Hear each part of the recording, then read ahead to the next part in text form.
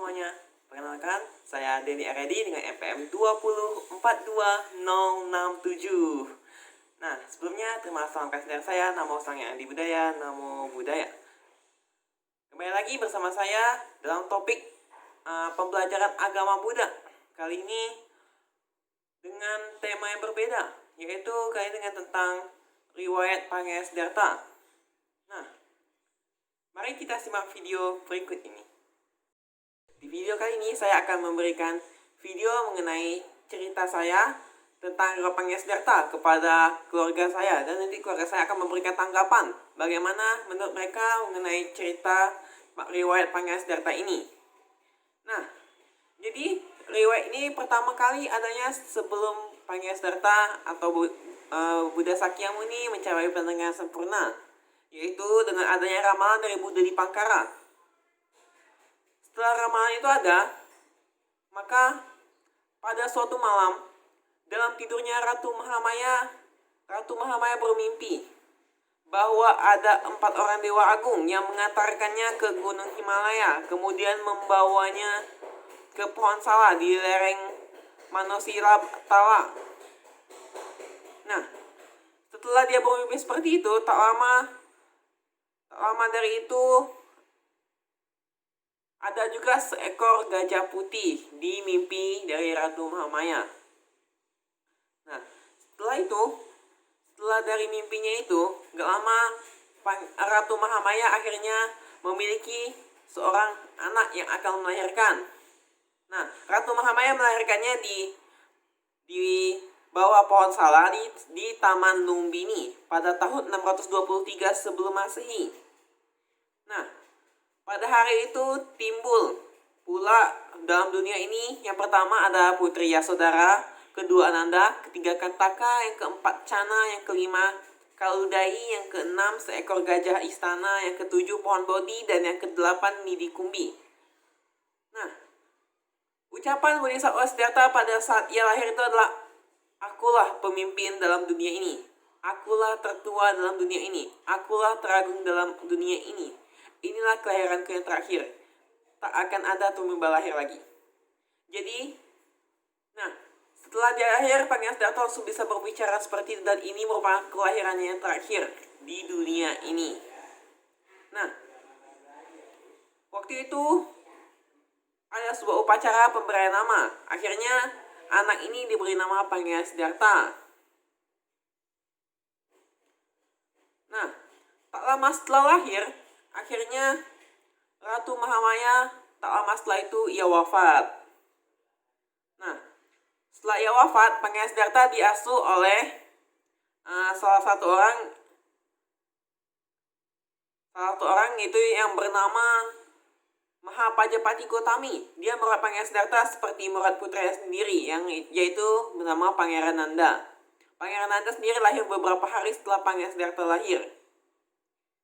Setelah Ratu Mahamaya wafat, ia dilahirkan sebagai seorang putra dewa dengan nama Mayadeyawata Putra Satusita di surga Tusita.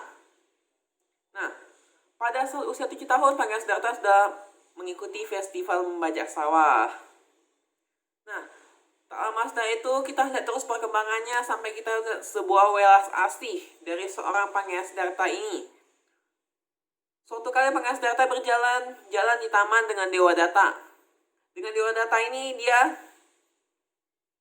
saudara sepupunya Dewa Datta yang membawa busur dan anak panah melihat serombongan burung belibis. Nah, dengan kewelasasiannya ini, Pangeran Siddhartha mampu menyelamatkan burung belibis ini dari kematiannya.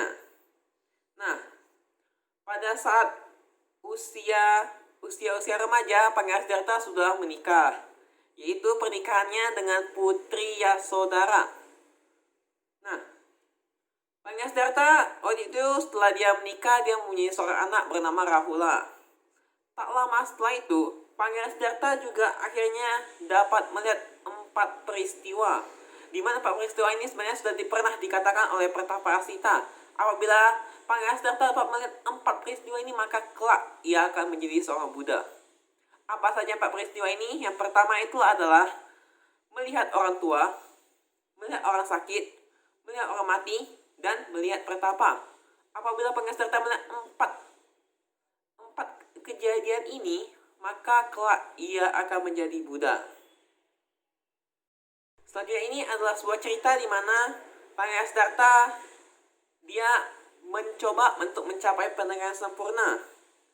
Nah, ketika ia dapat melihat 4 peristiwa tadi, yaitu 4 peristiwa orang tua, sakit, mati, dan melihat seorang pertapa, akhirnya Pangasdarta berusaha mencari obat untuk menghilangkan 4 kejadian tersebut.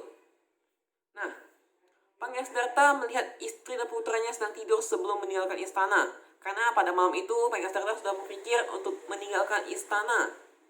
Pangeran membangunkan kusirnya bernama Cana untuk mempersiapkan kuda Kantaka. Nah, akhirnya Pangasdarta meninggalkan istana untuk mencari obat dari membebaskan diri dari 4 peristiwa tadi. Nah, sesampainya di tepi sungai yang bernama Sungai Anoma, Pangasdarta memotong rambutnya dan diterima oleh Dewa Saka. Nah, Pangasdarta ini juga sempat berguru kepada pertapa Alara Kalama, tetapi tidak memuaskan. Maka Pangasdarta meneruskan lagi perjalanannya. Akhirnya dia tiba di Uruvela Senagigama dan memutuskan untuk mencapai pendengaran sempurna di sana. Namun, sesampai di sana dia melakukan sebuah pertapaan yang sangat keras, pertapaan yang menyiksa dirinya. Namun, setelah pertapa menerima persembahan nasi dan susu dari Sujata di pagi hari, pada hari ke-14 bulan Wesak tahun 588, Bodhisattva kemudian pergi menuju hutan Sala di tepi sungai Neranjara. Nah, di sana ia beristirahat sejenak dan melakukan sisa hari itu di bawah naungan rindang sebatang pohon Sala, sambil berkonsentrasi dalam Anapagama Bhavana. Nah, akhirnya Bodhisattva saat itu atau Pangasdarta berhenti untuk memutuskan untuk berhenti dari menyiksa diri setelah mendengar syair lagu yang dibawakan oleh penari ronggeng. Wow. Sujata mempersembahkan makanan kepada Bodhisattva karena menyangka beliau adalah dewa pohon. Bodhisattva menghanyutkan mangkoknya di sungai Neranjara. Nah, dalam usaha pencapaiannya ini, sesampainya di pohon Bodhi, Pertapa Gautama memeriksa sekeliling untuk mencari tempat yang sesuai untuk bermeditasi. Setelah itu, Pertapa Gautama duduk bersilang kaki dengan menghadap ke arah timur. Ia menyatakan tekadnya yang bulat walaupun hanya kulit, urat daging, dan tulangku yang tertinggal. Biarpun seluruh tubuh, daging, dan darahku mengering dan berkerut, aku tidak akan bangkit dari tempat duduk ini kecuali dan sampai aku mencapai kebudaan. Nah, Bodhisattva duduk atau Pangasdarta di sana duduk di bawah pohon Bodhi. Malamnya Mara membawa pasukannya untuk mengganggu pertapa. Namun para dewa yang berada di sekeliling Buddha Gautama ini atau Pangasdarta, akhirnya dia dapat mengusir pasukan Mara yang begitu besar. Wow, dengan bantuan dewa, Bodhisattva mencapai dengan sempurna dan para dewa menghormatinya dengan berbagai tarian dan musik yang indah. Akhirnya Bodhisattva mencapai pendengaran sempurna di bawah pohon Bodhi itu. Brahma Sampati memohon kepada Sang Buddha untuk mengajarkan Dhamma. Akhirnya Buddha menerima permohonan Brahma Sampati untuk mengajarkan Dhamma. Setelah mempertimbangkan masih ada makhluk yang dihinggapi hanya sedikit kekotoran batin, nah akhirnya Buddha sampai di Taman Resa Isipatana. Nah, akhirnya tibalah saatnya untuk masa pemutaran roda Dhamma. Yang pertama di Taman Resa Isipatana. Nah, waktu itu pada saat khotbah pemutaran roda Dhamma, yaitu yang bisa disebut dengan Dhamma Cakkappavattana Sutta, ini merupakan sutta pertama kali Sang Buddha yang diberikan kepada 5 orang muridnya, yaitu Kodana, Wapa, Badia, Mahanama, dan Asaji. Nah, setelah itu Buddha mengirim 60 orang arahat pergi ke berbagai arah untuk mengajarkan Dhamma. Setelah tadi 5 muridnya, akhirnya dari murid-murid itu semakin luaslah Dharma ini. Akhirnya ada 60 arahat dan 60 arahat disebarkan luaskan lagi. Akhirnya dhamma yang ada di dunia ini bisa berkembang dengan luas.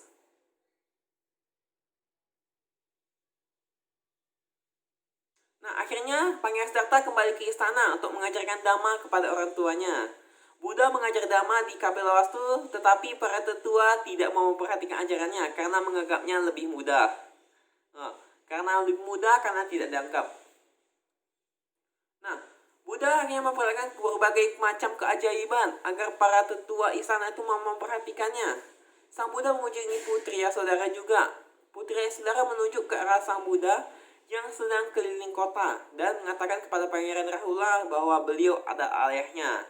Akhirnya Rahula tahu siapa ayahnya dan bagaimana wujudnya. Pangeran Rahula meminta warisan dari ayahnya. Rahula akhirnya ditahbiskan menjadi samanera oleh Biku Sariputta. Pangeran Nanda membawakan mangkuk Sang Buddha sampai ke wihara dan kembali ditahbiskan untuk menjadi biku.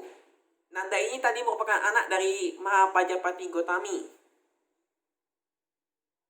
Nah, setelah itu Buddha juga mengunjungi Raja Suddhodana dan mendampinginya sampai sang raja mencapai arahat dan meninggalkan dunia.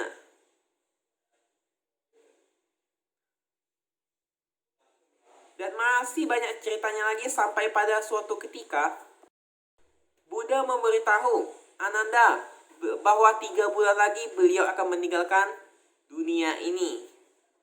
Tapi pada saat itu Ananda tidak mengetahuinya apa maksud dari Sang Buddha ini. Akhirnya sampai 3 bulan ini sebelum 3 bulan ini Buddha kembali ke Wesali untuk terakhir kalinya. Buddha menerima makanan terakhirnya dari seseorang yang bernama Cunda. Dalam perjalanan ke Kusinara, Buddha kehausan dan Ananda mengambilkan air untuk beliau. Sampai di Kusinara, Puku Saputa mempersembahkan jubah emas kepada Sang Buddha. Di Kusinara, Ananda mempersiapkan tempat tidur untuk Sang Buddha di antara 2 pohon salak kembar.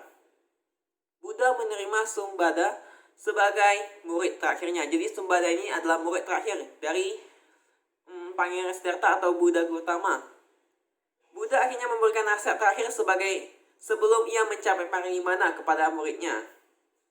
Nasihat terakhir ini juga bisa dikatakan sutta terakhirnya, yaitu Mahaparinibbana Sutta.